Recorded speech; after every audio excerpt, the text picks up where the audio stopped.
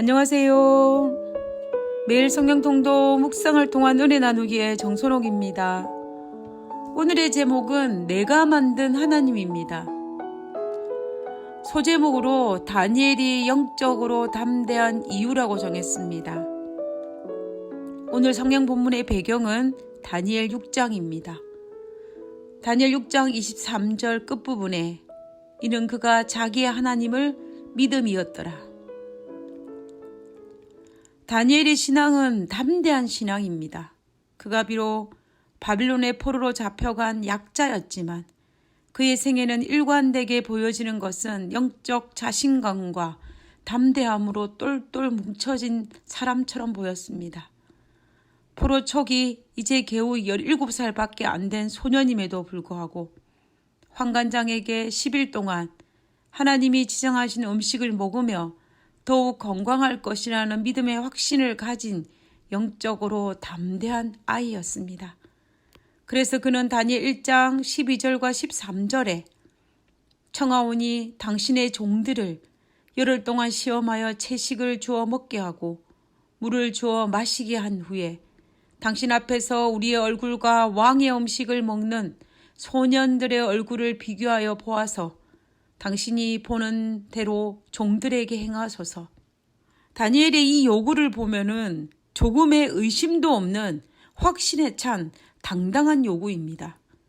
다니엘은 하나님의 뜻대로 먹으면 건강할 것이라고 확신하였습니다. 그래서 17세의 소년임에도 불구하고 약자인 포로임에도 불구하고 이방인의 땅에서 담대히 내기를 걸 정도로 그는 믿음의 영적 거인이었습니다. 그리고 다니엘 2장에서 느부갓네살이 밤에 꿈을 꾸고 그 꿈을 해석하지 못하자 바벨론에 있는 모든 지혜자들과 술객들을 죽이게 한다고 하였을 때 다니엘은 또다시 왕에게 당당하게 요구합니다. 다니엘 2장 16절에 다니엘이 들어가서 왕께 구하기를 시간을 주시며 왕에게 그 해석을 알려드리리이다 하니라. 다니엘은 시간을 주시면 왕에게 그 꿈을 해석하여 드리겠다고 호언장담을 하는 것입니다. 자기보다 더 높은 지위에 있는 바벨론의 소위 지혜자라고 하는 사람들이 그 꿈을 아무도 해석하지 못했는데 그리고 그 꿈을 해석하기를 시도조차 못했는데 다니엘은 그 꿈을 해석하여 드리겠다고 호언장담하는 것입니다. 그는 참으로 믿음의 영적 거장입니다. 그리고 다니엘 5장에서도 바벨론의 맨 마지막 왕이었던 벨사살, 방종의 끝이 무엇인지를 보여주었던 이 벨사살 왕에게 어느 날 잔치 자리에 손가락이 쓴 글을 해석하지 못하고 있을 그때에 그 해석을 보여주면서 그가 이렇게 이야기합니다. 다니엘 5장 17절 하단부에 보며 내가 왕을 위하여 이 글을 읽으며 그 해석을 아뢰리이다 라고 이야기합니다. 이방인의 왕 앞에서 담대히 왕의 죄를 지적하고 멸망을 예언할 수 있는 다니엘입니다. 좋은 말로 하기가 쉽고 편안합니다. 그러나 그 예언이 불행하고 나쁜 예언이라면 그 예언을 하기는 결코 쉬운 일이 아닙니다. 그것도 이방인의 땅에서 당대의 가장 강력한 국가의 왕 앞에서 이 이야기를 한다는 것은 쉬운 일은 아닙니다. 이것은 아마도 죽음을 각오하지 않으면 안 되는 일이었을 것입니다. 그러나 다니엘은 담대히 해석하여 아뢰리이다 라고 이야기합니다.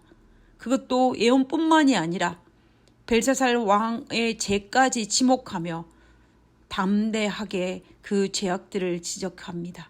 다니엘 5장 22절과 23절에 보며 벨사살이여 왕은 그의 아들이 되어서 이것을 다 알고도 아직도 마음을 낮추지 아니하고 도리어 자신을 하늘의 주제보다 높이며 그의 성전 그릇을 왕 앞으로 가져다가 왕과 귀족들과 왕후들과 후궁들이 다 그것으로 술을 마시고 왕이 또 보지도 듣지도 알지도 못하는 금, 은, 구리, 쇠와 나무, 돌로 만든 신상들을 찬양하며 도리어 왕의 호흡을 주장하시고 왕의 모든 길을 작정하시는 하나님께는 영광을 돌리지 아니한지라.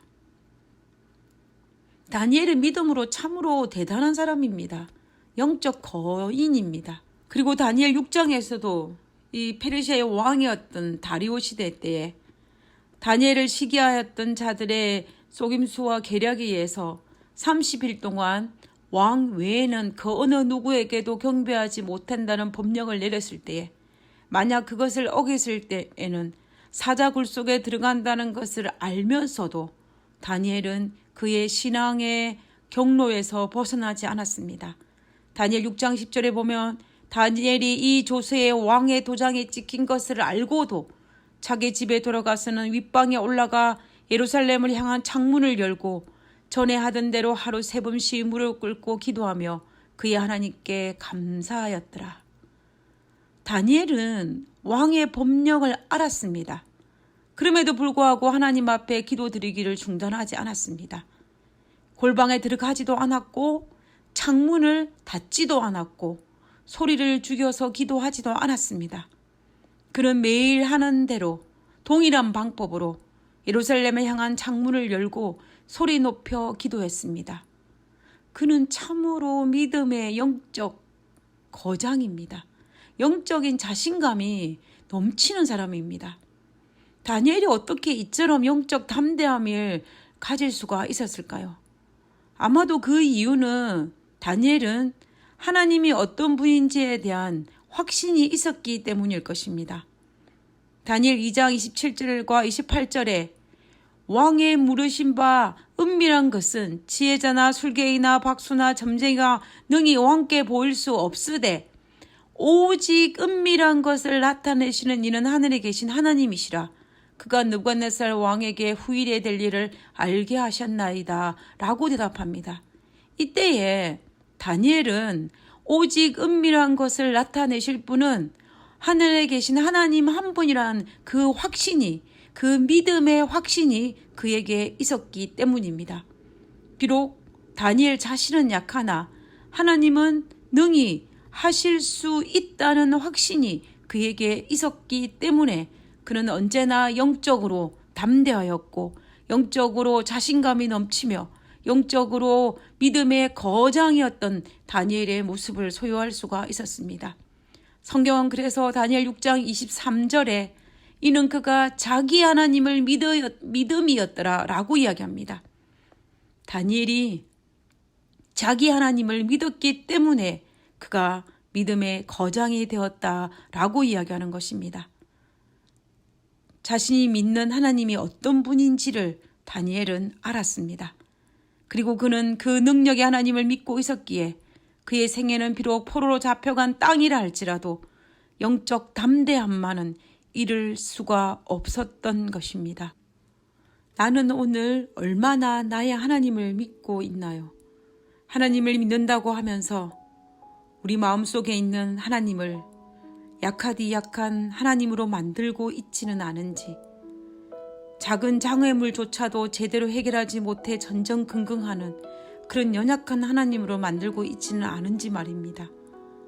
어쩌면 우리의 삶 속에서 다니엘처럼 강한 하나님으로 만드는 것도, 작은 장애물 하나 넘지 못하는 약한 하나님으로 만드는 것도 내가 스스로 우리 하나님을 어떻게 바라보고 믿느냐에 따라서 달라질 수 있다라는 생각을 하게 됩니다. 다니엘은 스스로 절대로 담대할 수 없는 약한 존재였지만 다니엘이 믿는 하나님의 능력 때문에 그는 영적으로 담대할 수 있었고, 다니엘을 강하게 만든 것은 다니엘 자신이 아니라 다니엘이 믿는 하나님이었습니다. 저도 다니엘처럼 하나님의 능력을 전적으로 믿음으로 받아들임으로 이 험난한 세상을 향하여 영적 담대함을 가지고 힘있게 살아가기를 원합니다. 하늘에 계신 하나님, 주님, 믿음 없는 저희들을 용서하여 주시옵소서. 믿음 없는 저를 용서하시어 하나님을 믿음으로 말미암아 다니엘이 가졌던 그런 담대함을 우리의 삶 속에서 소유할 수 있도록 도와주시옵소서. 어떤 장애물 앞에서도, 어떤 사단의 유혹 앞에서도 결코 넘어지지 아니하고 하늘을 향하여 담대히 외칠 수 있는 그런 믿음의 사람이 되게 하여 주시옵소서. 오늘 하루도 아버지와 함께하여 주옵기를 간구하오며 거룩하신 예수님 이름으로 기도드렸습니다. 아멘.